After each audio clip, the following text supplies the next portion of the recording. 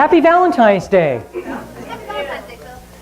Happy Sunday. Yeah, absolutely. Hey, good weekend. RadCon's going on. By the way, I guess I'm not real sure what does RadCon stand for? What is it abbreviated for? Radiation? Convention? Yeah. Oh, but RadCon is everywhere, not just here. Yeah. They have it all over the country. We don't know.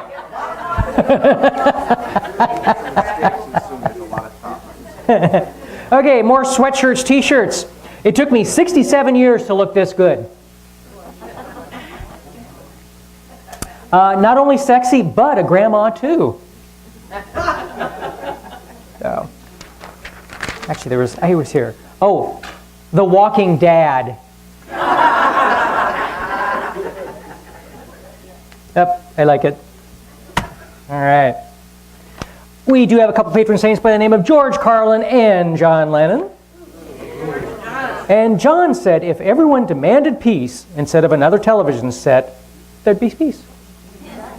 Probably so. And George, if a movie is described as a romantic comedy, you can usually find me next door playing pinball.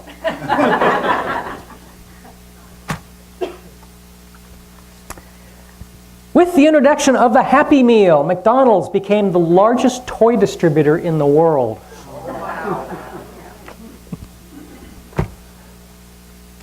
Good information, right? Now you can go back to work on Monday or something. Tuesday. The strength of a man's virtue should not be measured by his special exertions, but by his habitual acts. So, a couple more in here too. A vision is the art of seeing things invisible. Conscience is the inner voice that warns us somebody may be looking. And this is one of my favorite ones. Besides that one's pretty good too, though. Great ideas have a very short life. Yep. Reality is the other person's idea of how things should be.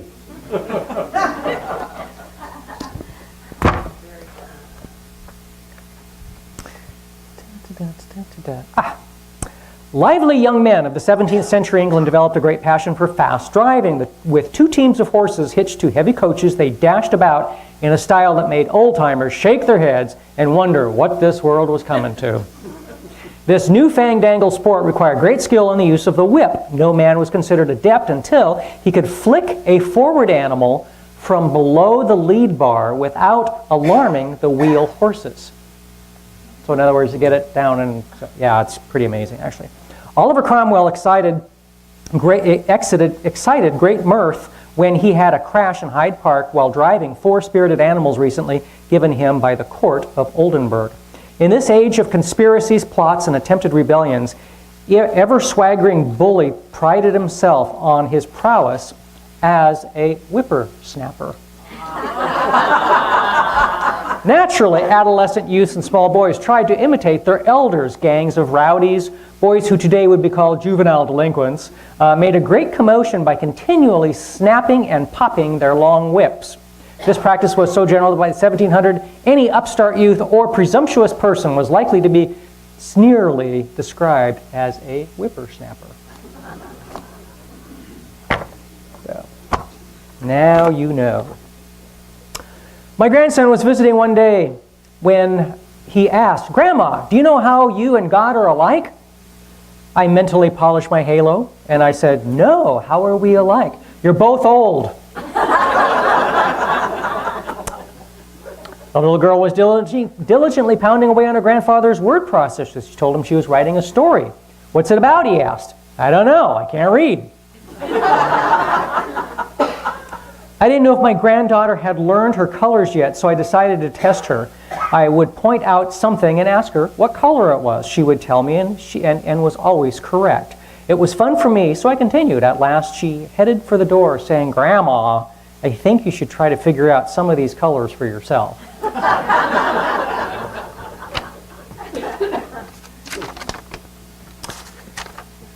Da, da, da, da, da. A fool and his money can throw a heck of a party.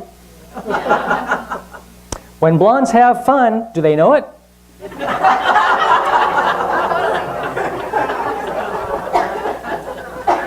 on your own with that one. I know. 5 days a week, my body is a temple. The other 2, it's an amusement park.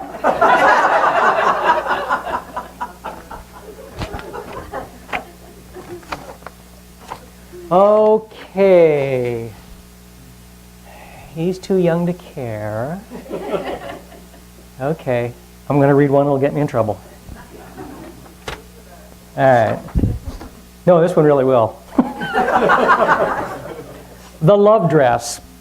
And I am going to try to change a couple words here. A woman stopped unannounced at her son's house. She knocked on the door, then immediately walked in. She was shocked to see her daughter-in-law lying on the couch, totally naked. Soft music was playing and the aroma of perfume filled the air. "What are you doing?" she asked. "I'm waiting for Mike to come home from work," the daughter-in-law answered. "But you're naked," the mother-in-law exclaimed. "This is my love dress," the daughter-in-law explained. "Love dress? But you're naked."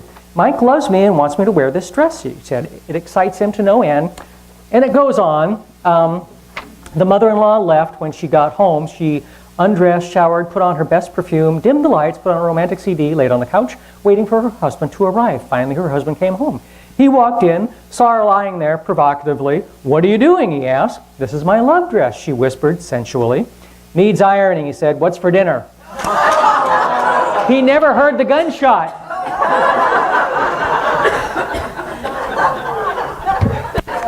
Yeah. Gets you in trouble every time.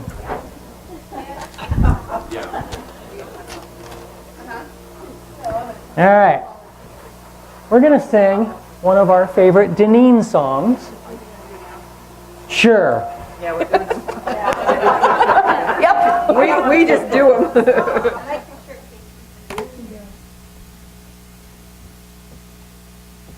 This is not turning on. Oh, it was going. I was too impatient. Okay. This is the clipboard that holds the sign-ups for Volunteers for Expo. We're 8 weeks out. We actually filled it up pretty good last weekend. I'm going to let you go ahead and peruse that. If you have any questions about what it is, see me after services today, and I'll answer that as best as possible so we can get you signed up to volunteer. Volunteering is how we run this expo, and the expo is our outreach for the community so that other people know that they're not the only ones out there. We're a bunch of crazies here too. So anyhow, I'll pass this around. And did everybody get their lollipop? If you didn't get a lollipop, raise your hand and I'll give you one because it's your Valentine treat from me. Okay, I'm going to talk about this beautiful quilt over here. This quilt is called the Labyrinth quilt. And we are raffling this off at the expo, but we are going to start selling raffle tickets now. The raffle tickets will be in packs of 10 per envelope, and anybody who would like to take an envelope to pre-sell these tickets is welcome to. Just come see me. They're $5 a ticket, and so you would just give them the stub with the picture on it and then return the stub with their information on it to me. I can also start selling raffle tickets amongst us as well, so if you'd like to purchase one from me, just come see me. I'm going to start setting up like I do in the foyer on Sunday mornings, so you can see me as you come in. And yeah, we want to sell these tickets out. I sold 8 this week. Wonderful, wonderful. So if you'd like to take an envelope with 10 tickets in it, please come see me, and we'll get you taken care of. I miss anything? How much are the tickets? $5. Or 2 for 10.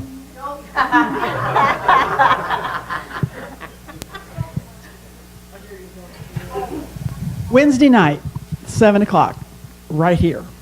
How many of you know how to define trust? Somebody says to you, "I don't trust you." What the heck does that mean? Or you decide you don't trust someone. What does that mean? In our Wednesday night group called Interchange Group, we are studying Brene Brown's work, which is a researcher on shame and vulnerability and trust. We're going to do her online one-night class on the anatomy of trust to break it down so that you can talk about trust coherently and create a dialogue with someone that you would like to have a trust relationship with. It's really incredible. There are some exercises that go with it. But our class is from 7 to 8:30 Wednesday here. No charge. I hope to see you there because the more we have, the better the energy is, and that's really cool. Thank you.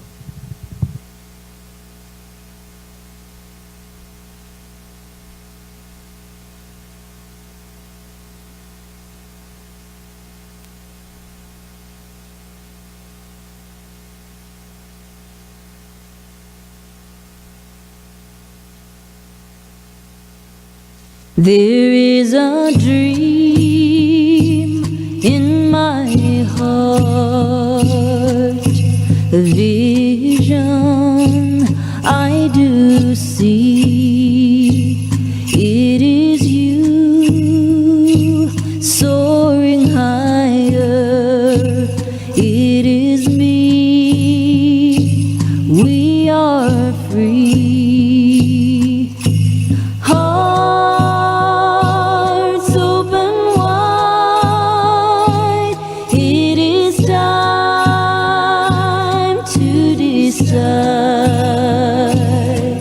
to live in the light, in love to abide. Sing your song to Great Spirit, the song living in your heart. Don't be afraid to hear it. This feeling is where it starts. Hearts open wide. It is time to decide to live in the light, in love to abide. The healing power of love, sparkling light of the soul, make us stand for the future of this earth we walk upon, sharing love, sharing power, understanding we all are one. Hearts open wide. It is time to decide to live in the light, in love to abide. There is a dream in my heart, a vision I do see. It is you soaring higher. It is me. We are free.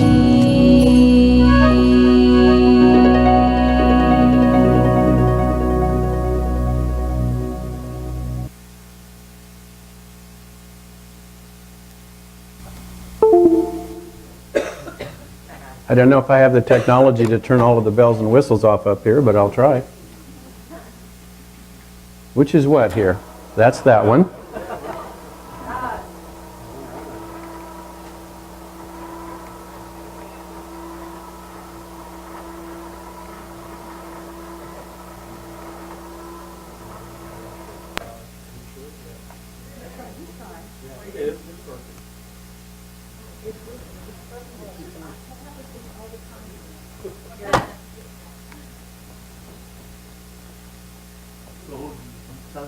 Yeah, apparently so.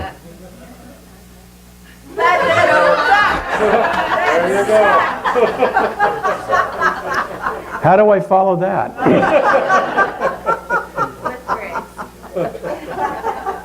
Hey, Honey Westday, good morning. Glad that you all are here. Does everyone have a mirror? A mirror. If you don't have a mirror, raise your hand, please. Tracy will get them to you. While she's doing that, this is a sage stick that a grandmother woman danced with years ago, and on her way out of the sun dance, she handed me the sage stick. Over the years, you've seen this here at church before. I've since added a stalk of sweetgrass, which is the hair of Mother Earth, and this white feather is for innocence. I was impressed by Spirit to bring this morning, to pass it around to everyone. There will be a message for someone here. Take it, hold it as long as you need, and when you're done, pass it around to the next person. For those of you who may have read the little bit about what's going to happen today, you read in there about a near-death experience that I had. I want to talk about that just for a bit, and then we'll get going. Early November, I was very sick, didn't know what was going on, went to the hospital, ultimately found out I had a gallbladder issue. I was so much into infection, into sepsis, that my kidneys had started to shut down. This was on a Sunday. By Tuesday, I was admitted to the hospital. They had me on antibiotics, trying to get the infection down enough so they could operate. They figured out it was a gallbladder. Most gallbladders are about like this. Mine was like this, frangible and gangrenous is what the doctor said. So by Thursday, they thought the infection was down enough that they could operate on me. So into surgery I went late Thursday afternoon. Now mind you, Thursday morning, Marianne and I had talked. No issue, no big deal. It's just a gallbladder surgery, no problem. Go ahead and get on the airplane. She had travel to do, so she was gone. Got me on the operating table Thursday night, put the probes in to do the gallbladder surgery, and I ruptured the cystic artery. So in the time it took them to get the probes out, cut me open twice, the doctor to get his hand in there and put it on the artery, I lost 20% of my blood volume. They got me stabilized. Now this is Thursday. They got me stabilized. Got through the night okay, and I was on antibiotics and pain meds and all that kind of stuff. And Friday morning now, nurse came in early in the morning and gave me a concentrated shot of Dilaudid. Nobody knew it, but I was allergic to it. I went into respiratory failure, and I was gone. I saw the portal, folks. I reached out to it, and it backed up. There was no handle on it. I couldn't open it from this side. Reached up again, and it backed away again. And about that time, one of the Code Blue team, they had called a Code Blue on me, had flipped me to put the heart monitors on the back of me. And I came down hard enough to get my breath back, and I woke up. They spent the rest of the day getting me stabilized, doing an echocardiogram and all of that kind of stuff, and making sure I was okay. This was Friday. It was, 4 or 5 days later. They pumped me full of antibiotics and non-narcotic pain meds that I'm not allergic to, Tylenol-based and that kind of stuff. And finally, what was it, honey? Tuesday they let me go? Tuesday. The infection was finally down enough. It took 4 more days for the infection to get down enough and me to get healed enough for the doctor to release me. So, all of my precepts, all of my veneers, all of my defenses, all of my, here's my story, just went, imagine a bunch of boxes on a big turntable. And that turntable all of a sudden went from 33 1/3 to 78, and everything blew up in my life. Janice has been helping me, and so has Marianne, certainly. God love her, she's been putting up with me, and there were days she didn't need to, trust me. But Janice has taught me about filters and reorienting. The first filter was for me and Marianne. The second was to learn what it means to do life on my own terms. The third is now, and I got this just yesterday, learning to take better physical care of myself. Because without exercise over all these months, I've gained some weight and all that sort of stuff. So what is my truth now? What am I worth? What is this all about? So now, let's talk about that. And by the way, if you all have mirrors, first thing I want you to do is look at each other and say, you are worthy, you are enough.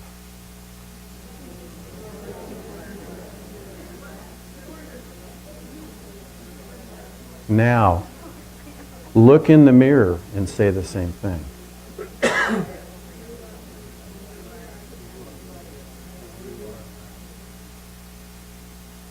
So let's define some things first. What is truth? The definition of truth, according to your generic dictionaries, truth is a verified or indisputable fact. You can't dispute this. Worth, usefulness, or importance. So you've heard Janice talk about little t and big T.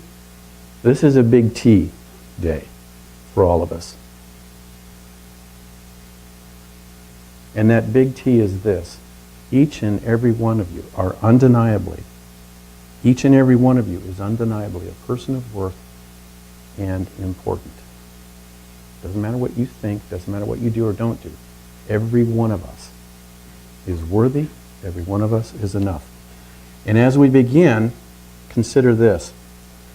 Everything on this earth has a purpose. Every disease and herb to cure it. And every person a mission. Christine Quinn Taskett, she was a Salish. Did you hear everybody but me? This group, but not them? Every person has a mission. You may not know what it is, and that's okay. Creator is working to unfold that mission. And for all you know, just being in someone else's presence and smiling and giving them the courtesy of acknowledgement is what your mission is for that particular day. Don't ever discount the fact that you don't know what your mission is.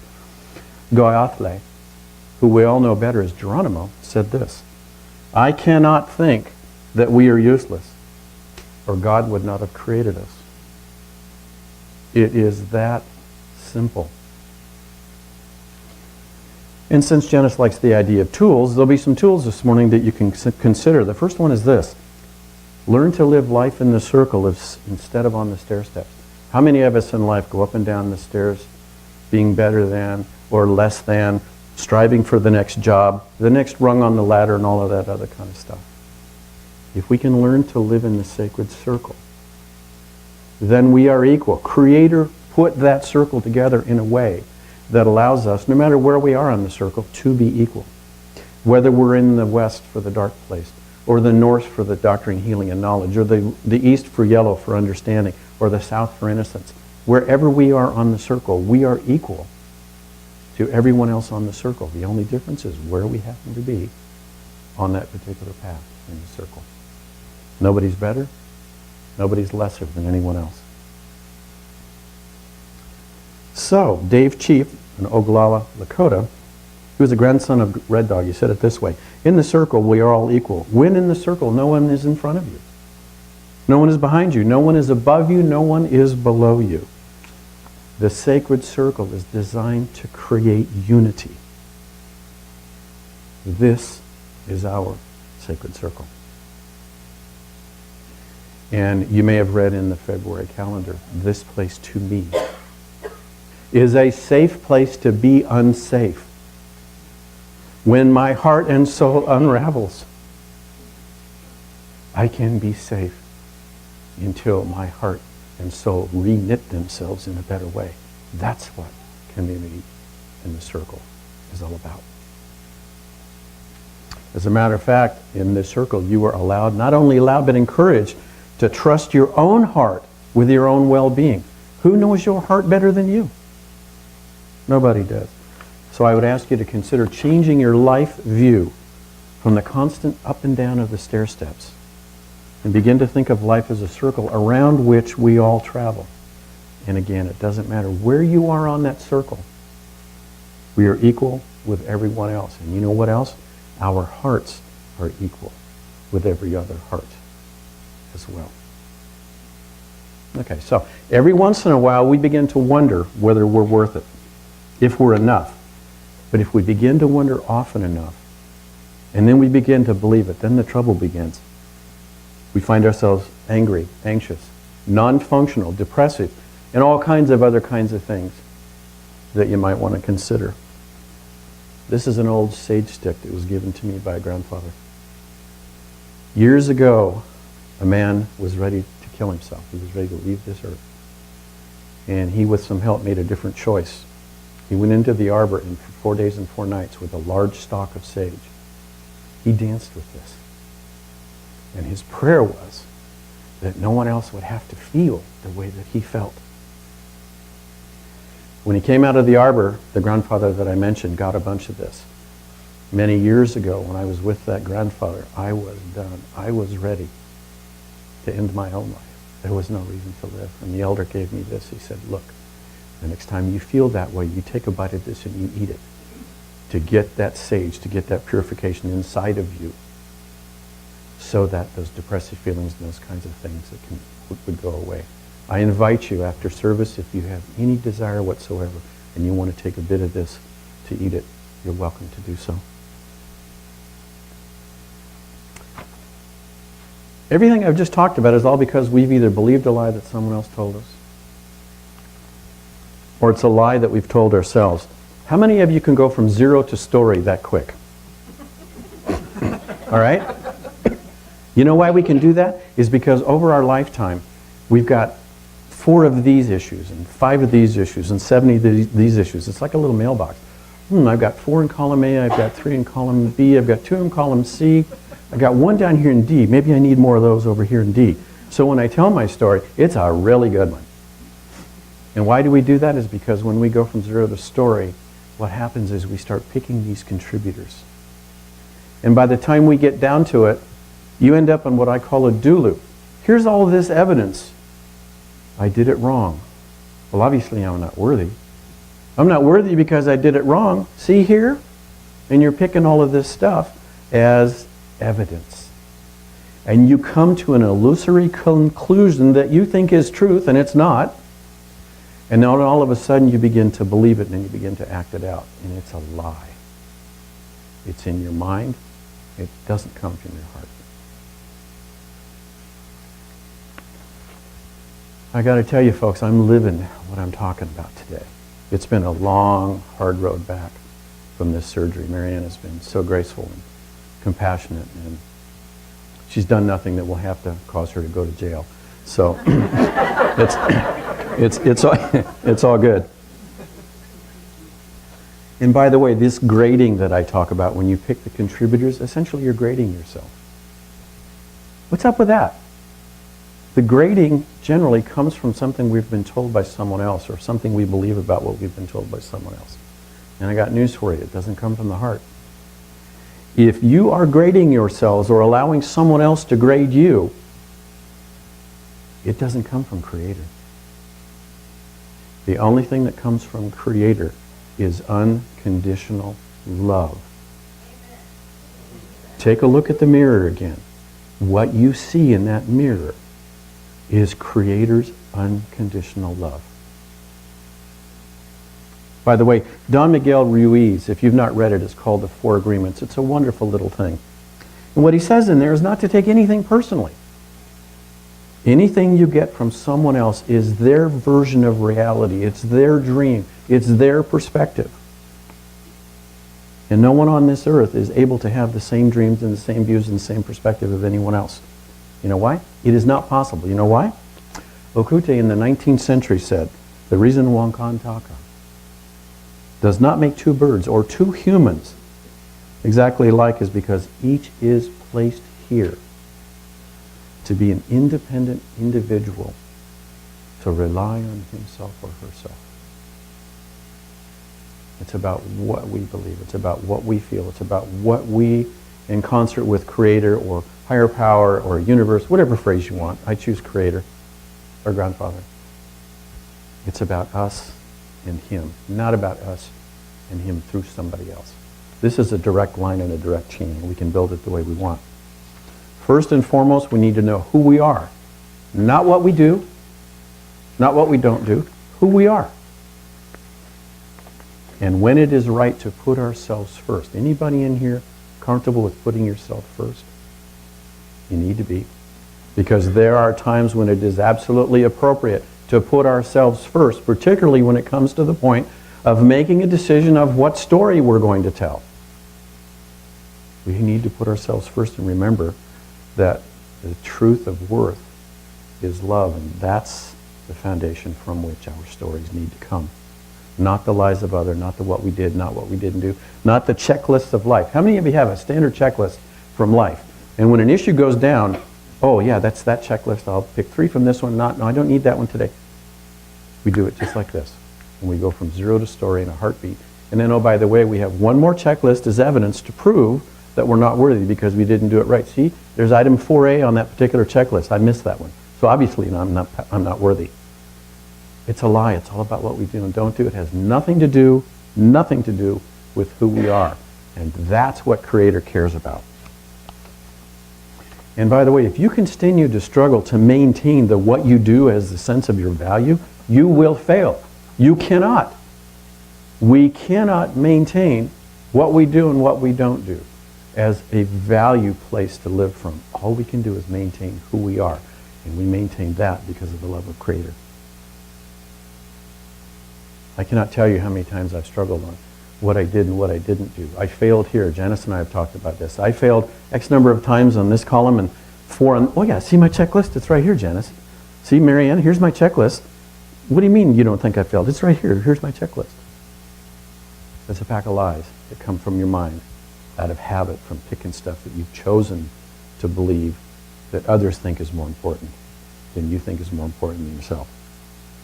You can continue to try if you want to, or what you can do is begin to disengage from all of that crap and begin to believe that who you are is more important. And who you are is the love of Creator. And the lies usually revolve around something somebody said or didn't say, or an oops that you think you've done, and you think how somebody else is going to react. And anybody walk around with the one shoe here just waiting for it to drop? That shoe gets pretty heavy after a while. You know what? We can put it down. Where Creator's concerned, there are no shoes, and there's not going to be any drops. There just aren't. I didn't do it right, so I'm not worthy enough. Obviously, I'm not worthy enough, and because I didn't do it right. There's an old classic poem that really fits and suits here. Gloom, despair, agony on me. Deep, dark depression, excessive misery. If it weren't for bad luck, I'd have no luck at all. Gloom, despair, agony on me. How many of you used to watch Hee Haw?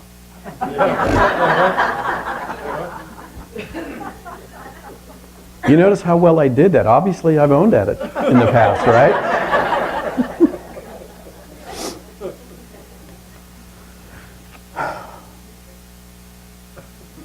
Well, you know what? All of that gloom and despair and agony and all of the believing of the lies, it is time to get over it. Black Elk said this: misfortunes do not flourish particularly in our path. They grow everywhere. So, get over it. All of this is about our expectations, ours and others, and it is about lies. I would ask you to listen closely. You are worthy, you are enough, and worth is as natural as love. As a matter of fact, it's a corollary to love. If you just let go and love and be loved, the worth is right there with it. You don't have to grade it. You don't have to figure out what color it is. You don't have to figure out what size box it fits in. No. It's about who we are. Simply who we are. As a matter of fact, it has everything to do with who we are. Sagoyawatha, he was a Seneca, said this: the Great Spirit will not punish us for what we do not know. Do you know that man is the only one who punishes us for what we do not know? Creator does not. How many of you have had a performance appraisal? How many of you have felt like it's been punishment instead of reward? Okay. That come from Creator? No. Think of how many things in this man life or woman life are punishment. And then try to think of how many things are punishment from Creator. There aren't any. There aren't any. What I do know is that we are all worth it. And by the way, I can prove that truth now to each of you. Find your pulse, wherever it is. Find your pulse. Everybody got it? Anybody don't have a pulse? Call 911, somebody. We are simply all enough because we have a heartbeat. What did Geronimo say? I cannot think that we are useless or God would not have made us. The fact that we have a heartbeat is the first indication that we are worthy, that we are enough, because we do. I would ask you to remember that worth, first and foremost, is an acknowledgement of our heart value. That beating within us that means more than we can understand or experience, really. Yet it is there simply to accept and to enjoy. And I would offer this: the heartbeat is an echo of our soul. They're intrinsically connected. That heartbeat that we have means fullness of heart, leading to the echo of the soul, leading to quietness of soul, if we'll let it, which ultimately leads us to peace. Nothing about what we do or don't do, nothing from column A, nothing from column B, nothing from column C. It is all about who we are, and that starts with the heart. Sanakwane, he's a Potawatomi, said, "The monitor within my breast, the heart, has taught me the will of the Great Spirit. Your heart knows. Trust it and go there. The truth of worth is love in the heart." And if you need more, well, trust me, you're not alone.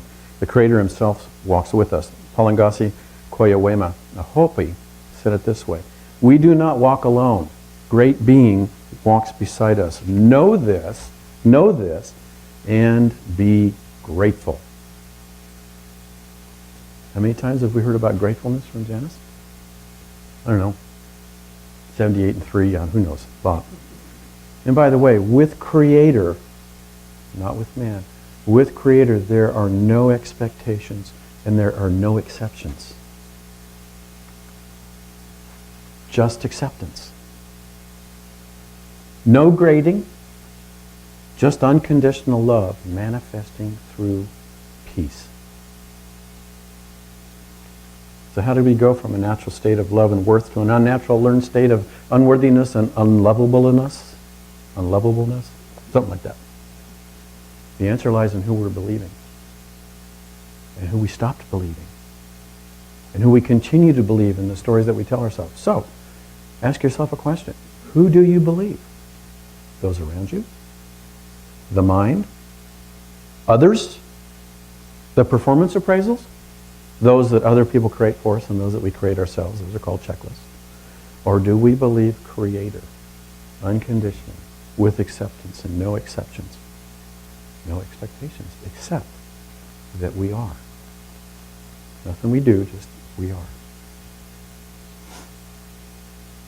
What life-shaking event or events caused us to get to the point where we believe something other than what Creator might tell us or might have for us? That's a question each of us can ask for ourselves. With me, it was the surgery and what happened afterwards. I had to start looking for answers differently, figuring out what was going on. And I got to tell you, a lot of the veneer and a lot of the defenses and a lot of the finish and a lot of the stories, I don't want them anymore. I don't know what the new ones are. I don't want the old ones anymore. And I want to go to love. And you know what? That is exciting and it's terrifying all at the same time. Because when we have stories that we've built for our lives, I've got defenses, I've got this, I've got that. As yucky as it may be, we know it. And it is perversely comfortable to be in that place. So you want me to put love as the first thing I have in my life?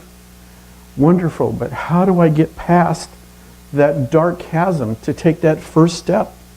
Love is at the same time beautiful and exciting and terrifying. Taking that first step and walking through that terror is what we need to do. And I'm slowly doing that with Marianne's help and others. Trying to figure out what it means to replace all of those stories of stuff with compassion and peace and strength and love and care. So that the next time I go from zero to story, what I do is go from zero to truth. And that's what it is that we need to think about.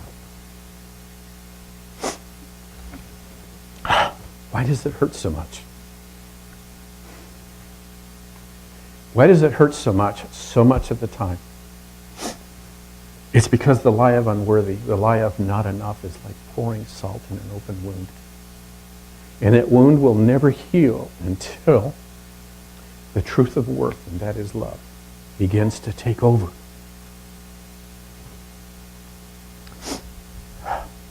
Sorry. We may not even not consciously know the criteria that we're using to judge ourselves, but they're there. We have spent a lot of our lives practicing putting those criteria together. In packages, in some cases, I can take 4 from column A and 3 from column B. I don't even need to separate them out anymore. They all work. I know I'm worthy or unworthy, and I look like unworthy all the time this way, so okay, let's grab them all. Don't need to do that. So if we can't hear Creator, if we can't hear and feel love, if we can't sense the heartbeat as Creator would have us, then we got stuff crowding ourselves out. We're listening to the lies of the mind. Here's another tool for you. Only by allowing the truth of worth, love, can we begin to heal. And love can be applied to all of the pain and all of the aches that we have, much like a salve. So I would ask you right at this moment, and by the way, our meditations are going to be a little bit different today. We're going to go in and out of it. But right now, imagine yourself taking the salve of love, whatever that looks like and smells like and feels like to you, and placing it over your heart. And just close your eyes and let that sink in for a minute.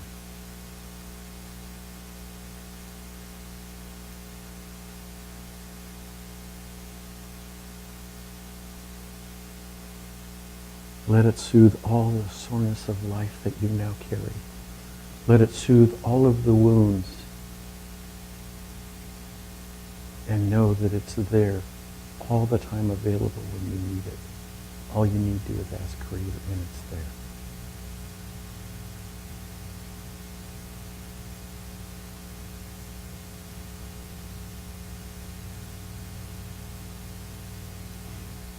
I would offer yet another tool for you. Learn to live for today. There's no sense in carrying all of that stuff from yesterday, and there's just no need to speculate about tomorrow. Living for today is sufficient. Nikanapi said, "Never has the earth been so lovely, nor the sun nor so bright as today." Live it today. If the sun isn't bright outside, it can be bright in your heart. If the day doesn't seem so lovely because it's yucky outside for one reason or another, too much wind, it can be bright and lovely in your heart. Your heart is always there with you. And it doesn't change. Got a heartbeat? Okay. Still there, isn't it? Live now and let your heart breathe the life that Creator has for you. And our Creator stands ready at a moment's notice all the time to provide just what is needed for us, just when it is needed, and in a way that's significantly more appropriate than we could conjure up for ourselves. The truth of worth, love through Creator. Chief Joseph said, "We are contented to let things remain as the Great Spirit made them." Perhaps we can now let go of all those other imposed and self-imposed checklists and boxes full of stuff, whether it's in the shoe boxes of our mind or whatever, and simply be contented to let things, us, remain as they are. And let that be enough. Because we are worth it, because Creator is there for us. So, let me ask you this. Look in the mirror again. And see whatever it is you see.